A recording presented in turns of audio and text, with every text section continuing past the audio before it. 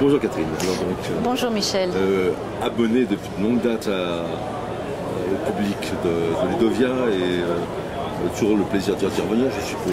Toujours un grand plaisir de revenir dans ce type de manifestation. Comme dans d'autres colloques un peu partout en France. Comme dans d'autres colloques, chacun a sa spécificité. Là, c'est très local et en même temps très international finalement, puisqu'on a des invités étrangers aussi. Mais c'est le côté local, voilà. Et en même temps le fait que tout le monde est là. C'est-à-dire les collectivités, les élus, des représentants politiques, des scientifiques, universitaires et surtout beaucoup d'enseignants, d'acteurs de l'éducation, voilà. Des gens du ministère. Que tout ce monde se retrouve au même niveau et échange pendant 4 jours, hein, c'est ça, 4 jours. Donc ça, c'est quand même la spécificité de Ludovia qui marque ce qui est une sorte de pré-rentrée, de pré-rentrée, voilà, une université d'été où tout le monde se retrouve de bonne humeur parce que les vacances sont terminées mais qu'on n'est pas encore complètement rentré. Non, c'est vraiment... On peut même repartir juste un petit week-end ou deux. On peut repartir dans la foulée un petit week-end. Voilà. Alors sans parler vraiment de nouveautés, parce qu'effectivement l'école numérique elle avance à petits pas et puis c'est pas toujours très facile, mais peut-être des rencontres, des idées, des avancées, Moi, ce qui me frappe au fil des ans, c'est qu'on est de moins en moins dans un cercle fermé. Fermé au sens, des gens très ouverts, mais fermé au sens qu'on est toujours entre nous. Là, il me semble que cette année, mais c'est à confirmer, il y a plus de curieux et de gens qui ne connaissent pas grand-chose au numérique et qui sont venus parce qu'ils voulaient savoir, ils voulaient s'informer, ils avaient entendu parler. Et pour certains, il y a une découverte que le numérique, ce n'est pas un monde qui tourne autour du numérique. On se pose des questions de fond sur la pédagogie, les objectifs de l'école, les nouveaux programmes, les compétences des élèves. On parle très peu de numérique finalement.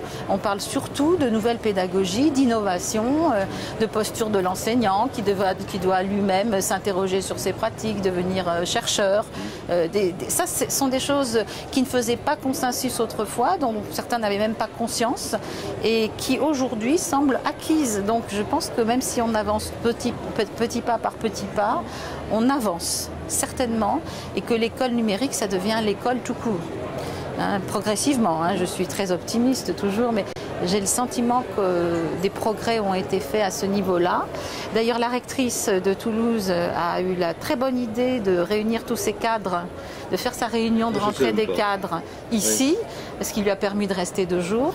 Et ça, c'est très important parce que du coup, beaucoup de cadres, inspecteurs qui...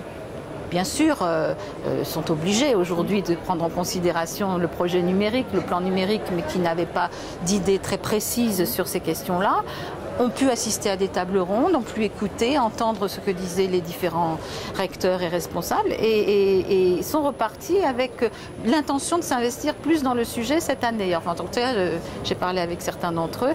Donc il y a eu des prises de conscience au niveau des cadres et ça c'est important aussi.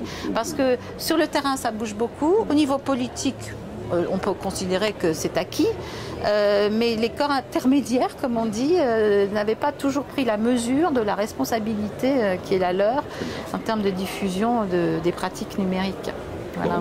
Bonne nouvelle. Moi, ça, pour moi, c'est une très bonne nouvelle. Et puis, il y a peut-être quelque chose que j'ai remarqué aussi de nouveau par rapport aux années précédentes, c'est la présence de groupes d'enseignants qui se rassemblent autour d'objectifs communs. Je pense aux musiciens, Edmus, là. Les collègues qui travaillent sur la Twicté, les Twictonautes, et puis l'association Inversons la classe, des projets qui naissent comme ça, oui, alors, qui accompagnent l'école numérique, qui naissent autour de l'école numérique. Oui, mais c'est peut-être le propre du numérique aussi, c'est de permettre à des communautés de mieux échanger, de développer des réseaux et de se retrouver quand même justement en présentiel, comme on dit aujourd'hui, de manière régulière, de se retrouver à des moments forts comme Ludovia pour être ensemble et puis pour recharger leur batterie et repartir pour une année nouvelle, plein de projets. Donc ce sont plus que des projets, ce sont des communautés d'enseignants, des communautés pédagogiques qui se créent grâce au numérique. Voilà. Que des bonnes nouvelles finalement. On va dire ça, que des bonnes nouvelles en tout cas, de mon point de vue. Avec l'idée de revenir l'an prochain ?